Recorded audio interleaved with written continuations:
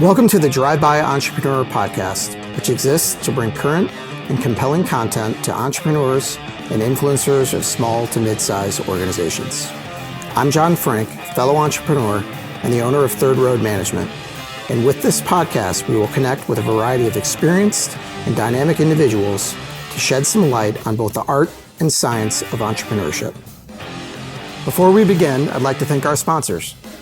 First, my very own Third Road Management, a company that brings fractional CFO services to small and mid-sized organizations by revolutionizing the CFO suite.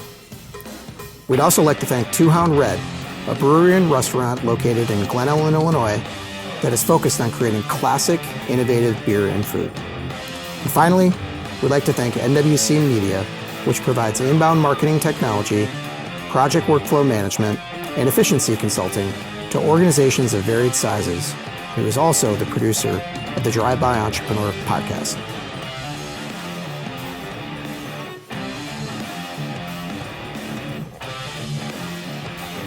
Andrew Limouris. Hey, great to see you. Good to see you as well. How are things? Yeah, things are going very well. Thank you for asking. Great to have you here. Been really excited about jumping into this. I always like to start out each episode with explaining why we're here, right? Just in case this is somebody's first time sort of tuning into the podcast.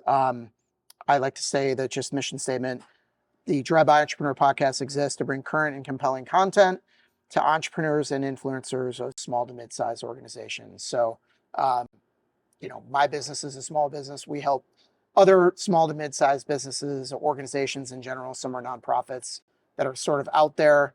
I just found over the course of time that I know a ton of different people that are entrepreneurs themselves or help entrepreneurs in various different areas. Yeah. And everybody's got their, own experiences, levels of expertise, things that they've learned along the way that would be helpful for others to, learn and grow from. So that's sort of the why. But to introduce you, you're the founder, president, and CEO of Medix, also the author of a newly released book titled Culture Through Crisis, One Team's Commitment to Winning with Purpose, that I've had the pleasure of reading. So great job on that. Thanks for reading it. Yeah, really, really good job. Loved it. And we're going to center, I think, a lot of the discussion just around themes from the book, but it's really more like themes about being a leader, themes about entrepreneurship. Yeah. That just in the context of this book were resonating for a period of time for you guys. But could you tell us a little bit more about Medix? And I know some of the history of how you got started too. So go there if you want. Yeah. But what you do, who you serve. Sure. So dive in about Medix. Yeah. Well, first of all, thank you very much for having me. Yeah. Excited to be here. Yeah. Medix is a 21-year-old business. Was founded post September 11th. I got laid off after September 11th and really was at a crossroads in my life. I had written a business plan and also had some other ideas. Talk about that entrepreneurial kind of spirit. And I remember having a lunch with my mom and dad, and I was telling them about a couple ideas they have, and they both were, it was so funny, they're both on the same page. They said, do what you know how to do. And I knew how to do staffing and recruiting really well. I had some great coaches and mentors. So at that point in my career, that got me ramped up. And I rented an 8x10 office in Oak Brook, Illinois in December of 2001 and launched a healthcare staffing business. And healthcare is kind of the flavor of the whole company, but we have a life sciences division that's biopharma, med device, clinical research. We have an IT division that really focuses on providing IT staffing services and consulting to the healthcare and life sciences world. And then our regular healthcare staffing business is alive and well. Yeah. I mean, post-COVID, I got to say that. It was a huge ride, so it was fun. And is it interim or permanent or both? Or Yeah, the bulk of our business is all it's contract. Okay. I would say we do some perm. But the bulk of it is contract to hire, and a little bit of perm. Yeah. Very good. And I don't want to skip over it too quick because I know it's talked about in the book too, but your parents have had a huge influence on you as someone who became an entrepreneur, and like what was that they instilled in you that was just sort of that drive Yeah, to? I think having wise adults in your life is important. And sometimes I've always looked for mentors. I've always looked for people to kind of model myself after, and I remember it as far back as like 5, 6 years old with the high school football coach in my town. That was kind of the person. And it's so funny that you bring this up because I remember telling him at one point, um, boy, you just sparked this. Yeah. I remember telling my high school coach, like, hey, I don't know what I would have done without you, Right. because you were such a huge influence and mentor to me, almost like that second father figure. And he sat me down and he said, Andrew, your parents are your model people and your biggest influence. And I said, I don't know, kind of, what do you mean? He's like, God, look at your dad. Look at his work ethic. Look what he's been able to do coming to this country in 1970 with 2 kids, couple suitcases and a wife and 0 cash. Yeah. And he's been able to put you guys through school and take care and kind of raise kids and raise a family, and just their work ethic, John, their work ethic, their commitment to family. And I tell people a lot, now that I reflect, both my parents have passed away, and I always take a step back and I'm really moved by their effort on Right. being good parents. Yeah. I mean, as you know, we're both parents. It's like the hardest job in the world. I talked to someone the other day and they're like, business? We had a board meeting, one of our board members was like, oh, the business stuff we'll figure out. It's raising kids and the kind of the day-to-day of being a mom or a dad. Yep. That's tough, dude. Yeah. It's really tough. So yeah, no, they were amazing parents, and sometimes we don't or didn't give them kudos maybe when we should have, but I feel really blessed. I feel really blessed. Yeah. Well, and I guess just another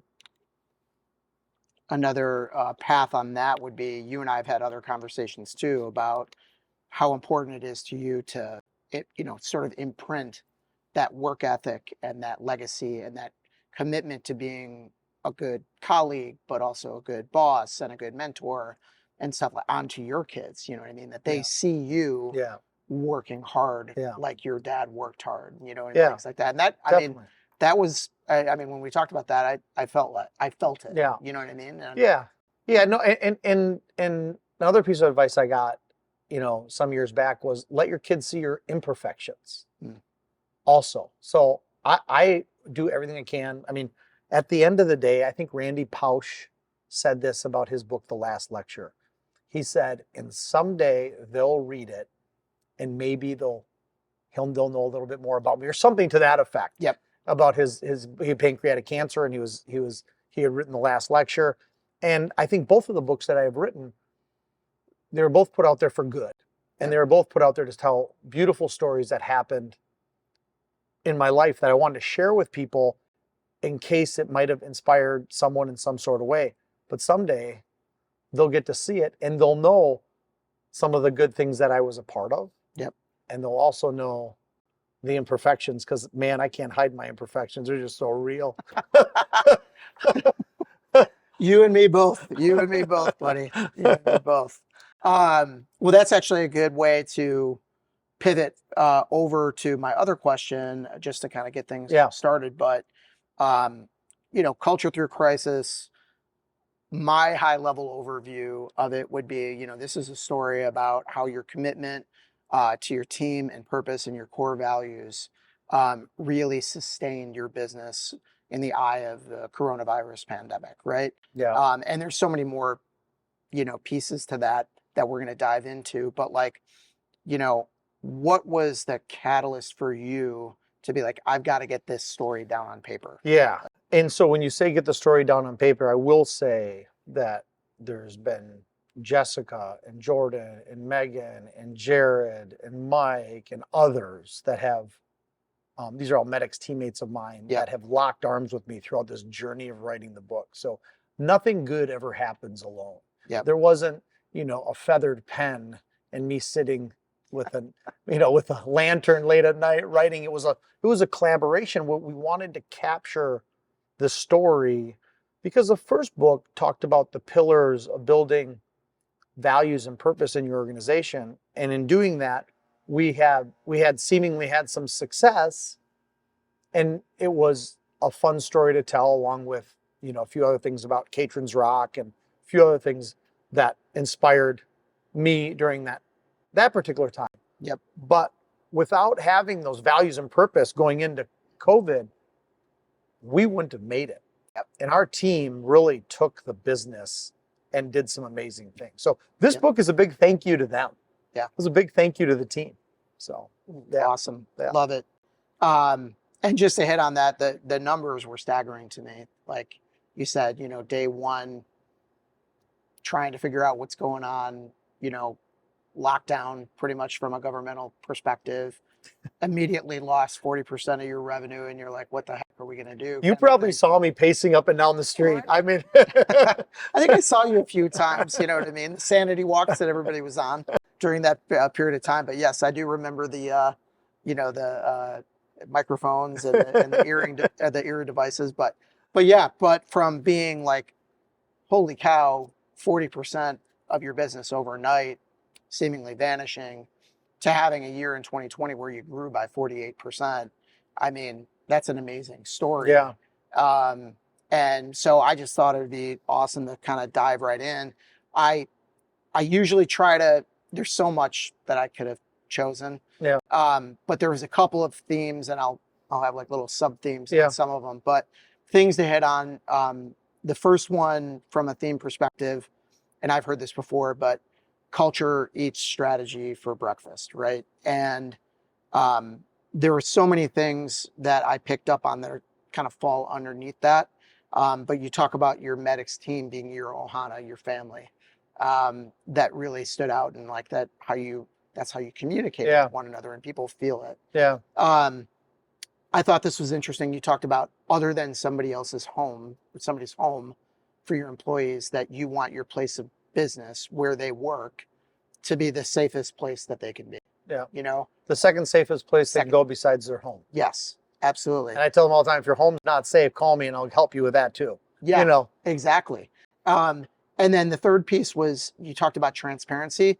Hey, it's going great because of this, and here's some things that aren't going great, and then connected to that transparency is sort of availability. And I loved how you talked about getting in front of the 600 employees, I think at the time, and you said, up on the big screen, here's my cell phone number, write it down, call me anytime, Yeah. And I think that just, it spoke volumes to me, and all those things sort of built into this idea of culture. Yeah. And so let's dive into that a little bit. Yeah, I think you talked earlier about small to medium-sized businesses. Yep. And that entrepreneurial journey, and your company serves a lot of small, medium-sized businesses. I think one of the things that I think about often, because a lot of times, Steve Jobs talked about connecting the dots sometimes backwards. There's some of the answers. And I think we often enough go through life and we don't sometimes reflect back. Yep. So when I talk about ohana and talk about family, I can't help to tell you that, Medix opened its doors late December 2001, right? So that's December, January, February, March, April, May, June, July, August. 8 months after that, I got a phone call from my dad in August 2002, that my mom wasn't doing well. And a month after that, I had my first son, and then November 3rd, my mom died of pancreatic cancer. I tell that story now without tears. I used to not be able to do that. But I tell that story because here we are 20 years after that. And I had to fly to Greece, bury my mom, and I wasn't well for a while. Mentally, I wasn't well, and I had a new business.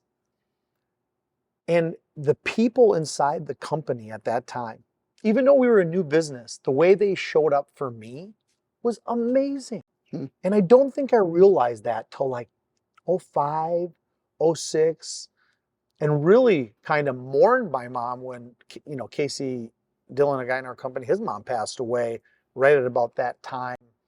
in 2007-ish. And I really thought, like, it really thought about at that point, like, wow, can you believe all the people that showed up for me? How could I not want to be involved in or build an organization where people just have this show up mentality, have each other's back? Yeah. In essence, the ohana, the Hawaiian word that we know from Lilo and Stitch, but I saw it in Hawaii at the athletic Hall of Fame, the Polynesian Athletic Hall of Fame. They had this big sign that said ohana and all these players. And I thought, God, what a great way, even though that they're not blood related, we're showing up every day trying to build something cool. And I never forget when people showed up for me. Mm-hmm. And I just love the way that kind of happens inside of our company, Mm-hmm. So I have to tell that story every time we bring up, the ohana and culture, because I think when you're a small, medium-sized business, as you're building it, you shouldn't hide from the real life stuff that's happening, that's teaching you lessons. Yep. And some people choose to ignore them, and some people choose to take a step back and think about, wow, like, this is pretty amazing. I'm going to reflect on this a little bit and see how I can create a better place to work or make myself a better person, or whatever the case may be. Right. So, I mean, I'm sure along that continuum from, your start to where you are today, that journey of creating culture has shifted and changed a little bit, right? Because the bigger you get, the more resources that are available, the more that, Yeah. You could do, fly everybody in for an all team meeting or whatever. Yep. You know what I mean? But like, I think that a lot of times when, if we're, between now and there's plenty of things that people can do, and they get stuck saying, oh, well, I can't do anything. You know what I mean? Because I'm scraping and clawing for every dollar. Sure. Kind of thing. Like, what were some of those things maybe in that initial window of time that you're like, look, this has got to be important, or this has got to be true of us. So here are some things that we can do, even though we can't do everything. I think you're right. I think right at about 100 teammates, Yep. I felt a shift. And you had to be probably more intentional, and you have to build stuff out a little more. Like, you have to get a real HR department, real finance. You start to get, like, more sophisticated around the business. But I think you can't, as an entrepreneur of a small, medium-sized, or large business, how do you keep it core about the people? And for us, we talk about this double bottom line. We first and foremost want to produce at a high level. We want to be a growth company. And we also want to give back. Yep. Right? That is really passionate, I think, partly because of the type of person my mom was. It's instilled in me, and my dad was, that giving back in some capacity is the right way to kind of go about life, right? Yep. Pay it forward type of thing. So I remember in 2005, we did this thing called Pink Fridays. Mm. I mean, we're a, basically 4-year-old-ish company.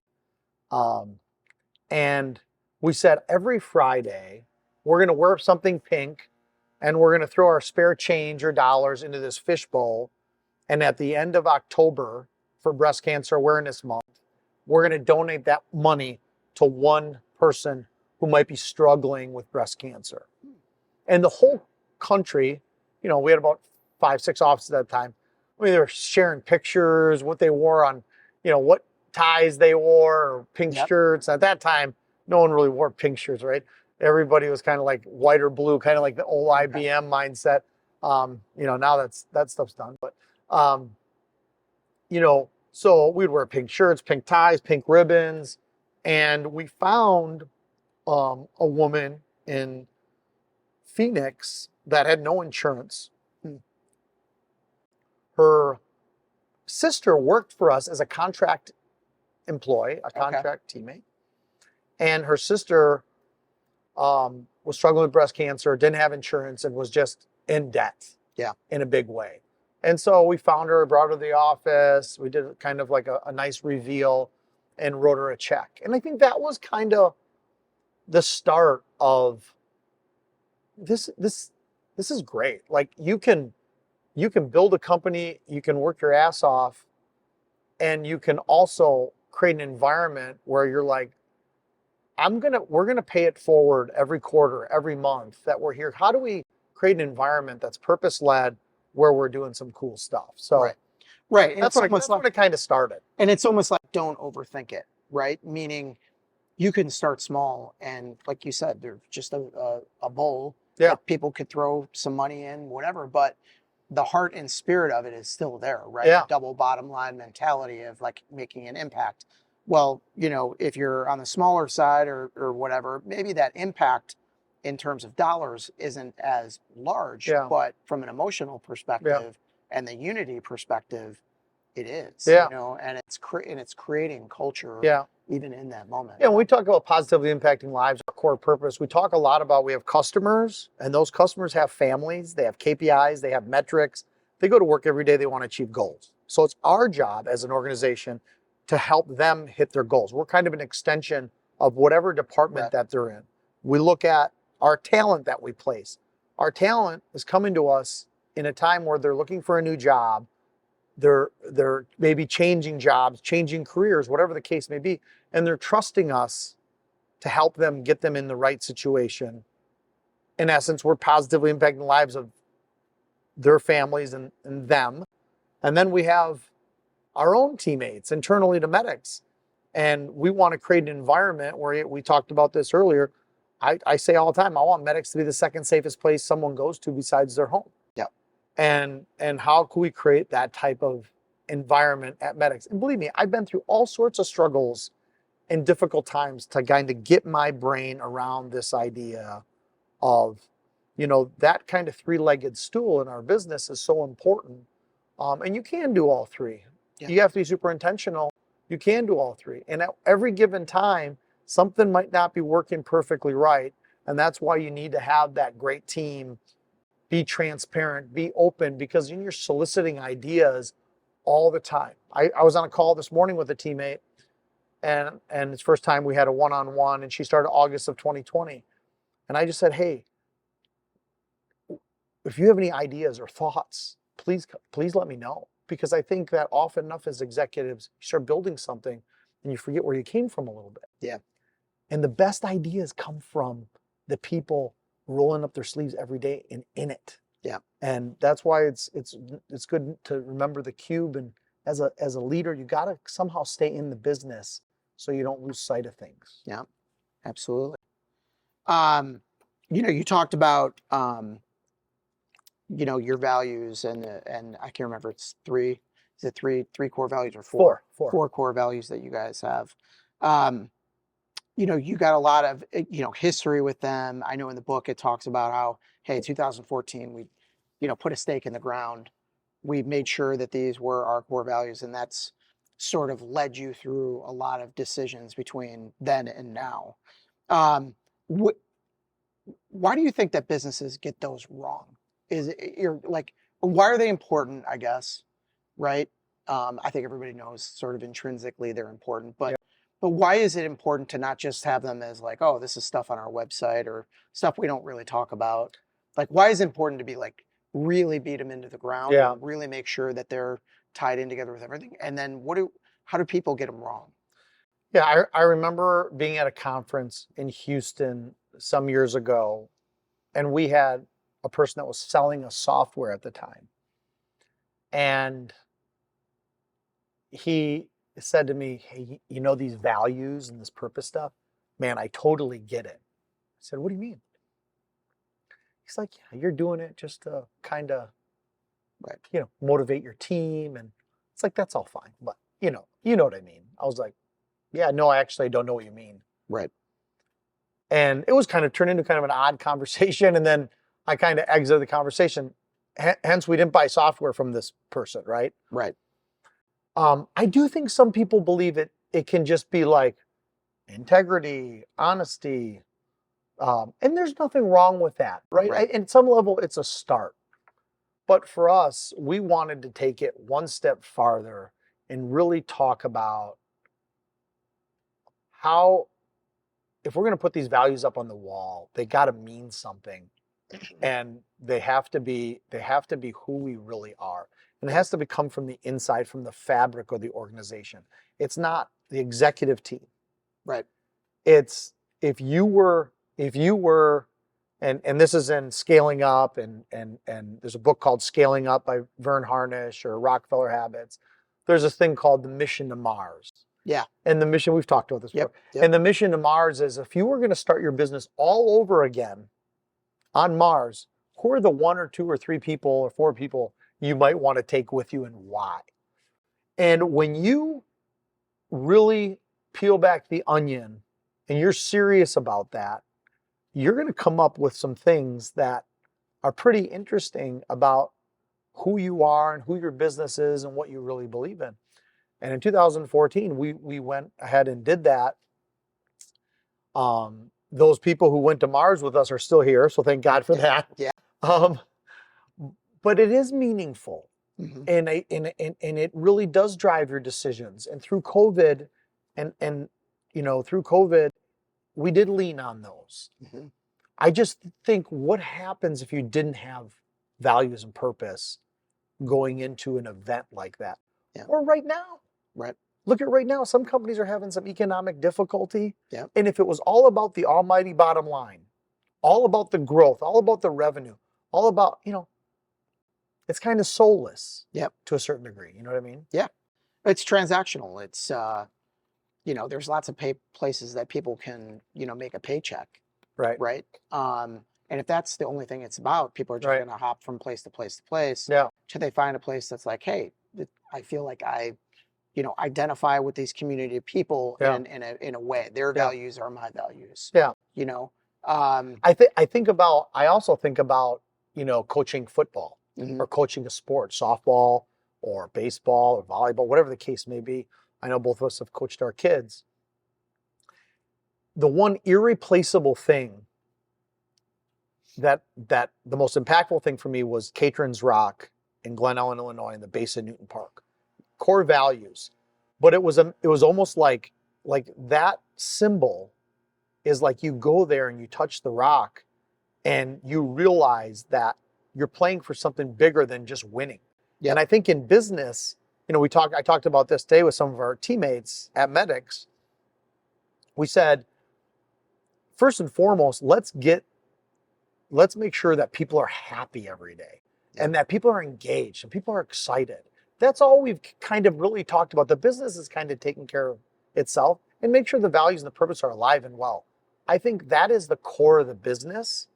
And in a lot of sports teams, I think what happens and I think about it today with the transfer portal and college and all the stuff that are happening. It's like, what is your core? Yep. Like, why are people coming in every day? Why are they there? And if you can get to a higher place and it's about something bigger than just winning, Mhm. right? Winning is an outcome, it's not a goal. Why do those teammates love each other so much that they're going to work so hard and do great things, and that it's magical? Like, you want a great team. If you want to have a great team, you got to get to a place like that. Yeah. And that's hard. Absolutely. That's hard to do. Yeah. It's hard to do. Well, and I'm curious about this because I know you and I talked roughly, over a year ago about, at Third Road, I was like, okay, I want to work on our values again. I know you talk about in your book how you state them, but over the course of time that they can evolve and grow and change, with the organization. But I was like, okay, I think we need to re-examine these things, right? And to instill them into our team from a cultural perspective. There's been a couple of things that we've done. One is Monday mornings during our stand-up meeting, which, by the way, the stand-up meeting was part of it too. It's great. We put the values up and we say, does anybody want to celebrate a teammate for anything that they've done that is reflective of these values, Yeah. right? Just to make sure that they're front and center and whatever. And more recently, we've incorporated those values into our hiring process, right? Completely. Like, Absolutely. the questions that we're asking are aligned with our values, right? Yeah. And then at the same point in time, they're in our performance review process. Like, does this person exhibit this value? You know what I mean? As one of the things that's above and beyond, Yeah. did you get the actual work done. Sure. You know, are these things sort of true of you? Right. And, you know, we're always all a work in progress, and I can't say that we've done it perfect, and some of the stuff is new, so whatever, but what are some of the things that have worked for you guys Yeah. when it comes to reinforcing those values and keeping them front and center? Yeah, I think every year I look forward to, in a couple weeks, we're going to do our mid-year meeting, or some people do a kickoff meeting. And I think throughout the year, you do stuff that gets people focused on, hey, this is a really good place to be. You know, we'll do stuff like, I talked about it in the first book, One with Purpose. To roll out our core values, we brought everybody into a room and we said, hey, we're going to do a team building event. So everybody ran to the back of the room and we had all these sheets that were covering these boxes, and they ripped the sheets down and everybody grabbed a box. There's like teams of 5 or 6. And I had gone inside all of these boxes. They were BMX bikes. Okay. And I had gone in these boxes and I took some of the screws and bolts and put them in other boxes. So people had to collaborate and share, and they had to figure out, you know, wait a minute, I don't have a wrench. I need a wrench to be able to do this. Or, hey, we're missing some parts here from the directions, or whatever the case may be. Right. Well, there was a clock. There was a 2-hour clock, and it was ticking, ticking, ticking. You had, you know, people thought they were competing to put those bikes together. Yep. And in the end of this whole thing, and mind you, we did have bike mechanics there. Yeah. So we got the bikes, you know, checked before we gave them to anybody. But at the end, doors of this banquet hall opened, and in walked in 20 plus kids with little thank you signs. Oh, cool. Right. Yep. And they had a number on them. So they went over and gave their thank you to the team number 1, 2, 3, 4, 5, 6, whatever the number was. And they got their bike, and they got their bike helmet, and they got their chain. And it was emotional for some people more than others. But when the kids exited, and mind you, we had the bike mechanics there, I just want to clarify that. When the kids exited and left, the message was, behind every placement that we have, there's a family. Yeah, for sure. And it was just trying to send the message as we launched our core values. I think you've got to do something every year that's kind of monumental to launching your values, or keeping your values alive, keeping your purpose alive. And it can't, like, to me, it's like, people know if it's not authentic. Right. You know, you can't, a lot of times people will call me and they'll say, hey, we want to be purpose-led, or we want to create more purpose in our company. What do we do? Yeah. And a lot of times I'll say, you really got to go and discover what is meaningful to you.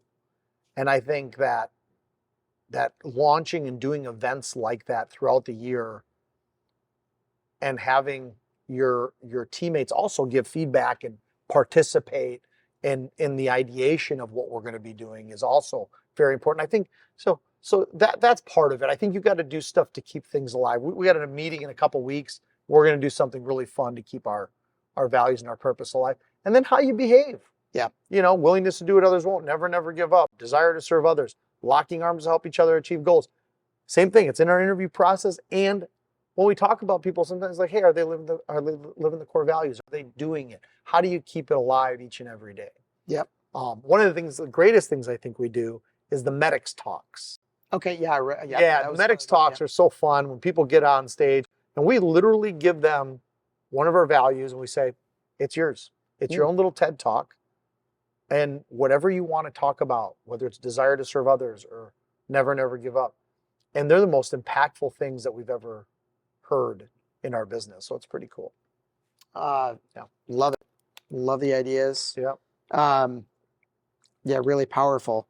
The other theme, so if one was culture eats strategy for breakfast, the second being, those core values. I want to talk about leadership. You and I have talked about this just in general, leadership stuff. I know you've referenced a lot of books already, so I know you like to consume leadership content. But the story from the book that I pulled out, and it just really resonated with me, is you were talking about how, unfortunately, you're a Packers fan. I'm going to let that slide for a brief moment. Grew up in Wisconsin. Hey, I'm going to let it go. But you talked about how Vince Lombardi is, one of the greatest coaches of all time. Great leader in his own right. But in your office, you said that, his place on your wall, his picture is below that of Bill Parcells and Bill Walsh. Yeah. And then you could probably add Andy Reid into that mix too, but I won't spoil any of the fun anymore, but I immediately understood what you were getting at there. Yeah. So tell me about what does that mean? Yeah, I mean, I love Vince. First of all, I think he's the greatest coach. I love Vince Lombardi. He's just everybody kind of quotes him still today. But as a symbol, I have his picture, and it's like 3 feet by 2 feet, like a long picture of Vince Lombardi, and I have it sitting on the ground, so I can still, see him. Yep. Because there's a lot of things that Vince Lombardi did and talked about. The thing that I'll talk about in times like today, where we have inflection points, the economy is not good, it's back to the basics. That's all Vince Lombardi stuff. Are you disciplined around the boring basics? Yep. Like right now, people ask me if, what would be a piece of advice in this environment? I would say, whether in good times or in bad, be disciplined around the boring basics. But I think through COVID, you had to kind of throw the regular playbook out, and you had to get, out of your comfort zone a little bit. So Vince Lombardi's good in that case, but I have him on the ground as a symbol of, if you want to build a great organization, Bill Parcells and Bill Walsh created coaching trees. Yeah, they can, I think a lot of what I'm proud of in business is creating opportunity. And who have you promoted? Like, you should try to replace yourself all the time. You should try to create an environment where you're not a genius with 1,000 helpers. And they talk about Lee Iacocca, being a genius with 1,000 helpers, and he was a great leader, but when he left, everything crashed. Yep. If you want to build a strong organization, I think one of the things you need to do is people that are as good or better. I mean, if we were a genius with 1,000 helpers, this would not have happened. Right. We have amazing people inside of our company that just grabbed a hold of stuff and just said, let's go. And they are family in a lot of ways. Yep. And so, I mean, you look at Bill Walsh or Bill Parcells or Andy Reid or some of the greats, and you can see the whole coaching tree underneath, and they left a legacy. I mean, that's beautiful stuff. You know what I mean? For sure. Yeah. I mean, and there's a lot of good leadership content on that, but the thing when you were writing that illustration and I was reading it in the book, I thought of immediately, there's a book, I think it's I know it's called Multipliers. I think Liz Wiseman. Liz Wiseman, is a person that wrote that. Yeah. And that's the subject matter of a lot of that. I'm like, be a multiplying type of leader. Yeah. It's a great book. Yeah, that's great. Lessons learned, fourth theme. Obviously you said you've been at this for 20 plus years, right? If you look back along your journey, are there 1, 2, 3, whatever it is, things that you've looked back on, like you said, it's always more clear in the rearview mirror. Yeah. And you could look at those things and say, if you had the ability to pass on, one lesson, or maybe it's 2 lessons, and there's more than that, but what are those things that you would say, absolutely do this and do this or whatever? Yeah, I think it's different for different people. Number one, there's, I'm cheesy, man. Denzel Washington has this video, and I watch it every once in a while, and he talks about hard work works.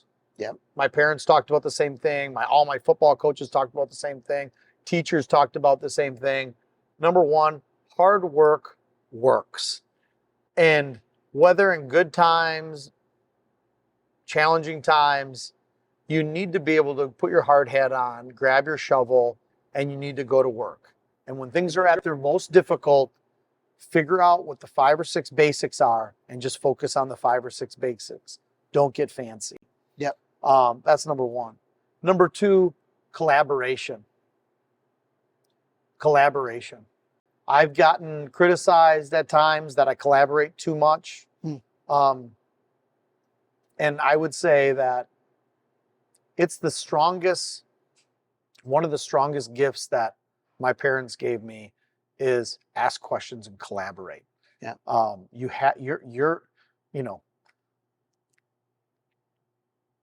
You want to create an environment where people are as good or better.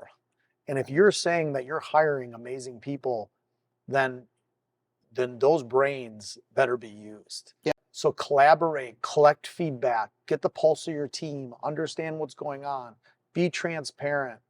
But collaboration, you can collaborate. But then the third thing is like transparency. And if you're collaborating, you're getting feedback. How are you using the feedback? Yeah. Right. You know, so if there was like three things, you know, hard work works. Yeah.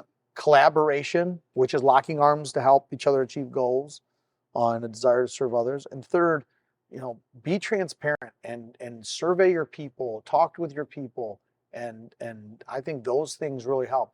For me, the last one, if there was I'm still in front of customers. Yeah. I'm still doing stuff that I can get involved enough where I'm having real conversations with people, right? And I think that was actually hard for me during COVID. I really struggled being home because I wanted to have more of those conversations. I wanted to show up for people. I felt a little bit paralyzed. Right. And here our team just kind of said, hey, we got it. And everybody just kind of ran fast. It was pretty beautiful. It was pretty neat. So. Yeah, that when you talked about, you know, work ethic and whatever, I don't even remember who the person was that this quote comes from, but I always go back to this, you know, speed of the leader, speed of the team kind of thing. You know, the team's only going to go as hard and as fast as the leader is willing to go. Yep. You know what I mean? Yeah. And if the leader of the team is being lethargic, being lackadaisical, not putting in the work, you know, they can't expect everybody else around them to run at that same pace. Yeah, I remember many years ago, I walked into an office, we worked all day, and the leader left at like 4:00. Yep. And I came out of a meeting and I said, where's so-and-so? And they're like, oh, she or he had to go for the day. And I said, everybody pack up your stuff and go. Yeah. No way. Yeah. He or she's gone, you're gone. Like, we're either doing this together or not. Now, that was old school. Yeah. That was old school. You're making an illustration. That was old school, but my point is, like, yeah, no, I believe in that 100%. Yeah. You know, you only go as hard as the person that you're following, and and you talked about collaboration. You said people sometimes think you use that too much. Why would that be? It slows down decision making. Yeah. So you want to go fast, go. Yeah. You want to go far, go together. Yeah. Sometimes people are like, hey, you know what? You sometimes you need to be a benevolent dictator. I'm like, no way. Yeah. It's like, no. There's a lot of families involved in this deal. Yep. So if we're going to do this, we're going to do it together. And you know what? I'll ask you and I'll ask 100 people, but then I can kind of weigh things a little bit. And then we'll survey. Instead of making a decision in 5 days, it might take us 2 months, but we're going to slowly kind of get there together. And then we're going to be able to say, hey, this is why we made the decision. This is why we're doing certain things. I'm not saying it's perfect, but we're doing it. Yeah, absolutely. Yeah. We'll love it. Like I said, I loved reading the book. I love the conversation. I mean, sort of coming out of it and, you know, having a chance to unpack it a little bit. Yeah. I think has been a ton of fun for me. Yep. And Yeah. I think that anybody that tunes in to watch or listen will catch a lot of the passion that drove you to write this, and would encourage everybody to pick it up and give it a read. Yeah. So we do have 3 final questions. Sure. I know you've listened to an episode or 2. We may change them up over at some point in time, but for now, here's the 3 questions. The first one, your favorite podcast, obviously, besides this one. If you're not a podcaster, you can do an audiobook, but I'm guessing you've listened to a podcast or 2 in your day. Yeah, I think there's a couple. Adam Grant. Yep. Really like Adam Grant. And then there's Guy Raz, How I Built This. Yep. So anything Adam Grant does, or Guy Raz for that matter, I'm just tuned in. Love those guys. Yep. Yeah, I mean, How I Built This, I mean, I bet you it's come up maybe 50% of the time on this Oh, podcast. really? Yeah, oh yeah. Oh, it's funny. In terms of the answers. And truth be told, I think it's a big catalyst for me liking this kind of forum. You know what I mean? Yeah. Where, you know, Guy Raz is talking about gigantic brands like, you know, Sam Adams or Bumble or, some of these amazing Patagonia, some of these amazing organizations. I love story, you know what I mean? One way or the other. And I think that people like yourself have incredible stories as well. You know what I mean? And so I just love that type of forum. And I said, well, why can't we do that for, businesses that are a little bit more scalable in the size that I interact with regularly. And more entertainment podcasts be bussing with the boys. Okay. I like bussing with the boys. I don't know that one. It's a little rough. Okay. It's just football guys just having, it's not rough. That's not the right word. Really smart guys. Yeah. But they're just kind of raw. Yeah. And it kind of, it's fun to listen to. Yeah. And my son turned me onto that one. Yeah. Everybody's got some of those. Smart List comes up all the time, among the guests and stuff like that is one that's sort of a guilty pleasure listen. Yeah. Just for entertainment. And all Simon Sinek has one too. Yep. A Bit of Optimism, it's called. Okay. And I listen to that quite a bit also. Good. Okay. Best concert you've ever been to? Zach Brown, hands down. Okay. Where at? Not the first time Zach Brown's come up either. Yeah. So I saw Zach Brown in a private concert. I was invited by a vendor in Lincoln Park. Okay. It was, I don't know, it was 500 people maybe were there. Yep. And after the concert, we were amazed. It was an awesome concert. And after the concert, we ended up going to a place that was kind of just a place that you wouldn't expect anybody to go to because we wanted somewhere to go. It was kind of low key. Yeah. And then walked in 3 of the band members and we hung out with them for like 2-3 hours. It was so fun. Yeah. Incredible. Yeah. So I'm a huge Zach Brown fan. Yeah, me too. And the story is, so my wife is a country music fan. Yeah. I'm not. Yeah. And years ago, this has got to be going back to like basically the first album had just come out. Yeah. And Chicken Fried was the first single off it. There's 5 or 6 songs on that album. Yeah. And I came home from work one day and she was like, oh, hey, there's this country artist that you got to listen to. And I was like, I don't like country. And she's like, listen, you gotta give this a try. I know you're going to like this, kind of thing. Yeah. And, I think back in that day, there was like MP3s or whatever it was. And I downloaded Chicken Fried and then immediately took myself to the store, bought that first album, and we've been dialed in ever since. But yeah, we've had some good experiences at those shows. So. Love a little Zach Brown. Oh yeah. All right. Last question is a place that you've been that everybody should visit once. Yeah, the 7 islands in the Ionian Sea. Okay. So northern one is Corfu. Yep, I've been there. The southern one is Zakynthos or Zante. That's where my family's from. Okay. The Ionian Sea, a lot of Americans, when they travel to Greece, they go to Santorini, Mykonos. Okay. I think those 7 islands are absolutely gorgeous. The water looks like blue Gatorade. It doesn't even look real. Yep. It's such a beautiful place. Food's great. People are great. Would recommend that. Yeah. Outstanding. Yeah. Corfu. I went to post-college, one of those bus tours. Yeah. And I remember we went from Rome to Pompeii. The bus got on like a ferry. Yeah. And then we went to Corfu. Yeah. And we were there for a couple of days and then went back on the boat and rode into Venice. And then we had a couple of days. That's a good trip. That's a good trip. Yeah, well, it was 35 days or 36 days altogether. But I mean, it was an awesome trip. Our kids will be asking to do that before you know it. In the blink of an eye. In the blink of an eye, for sure. All right. Well, thank you so much, Andrew Limouris, for being here. Really appreciated your time. Thank you. Grateful for you. And look forward to chatting further. Awesome. All right. Thanks. Yeah, appreciate it. You bet.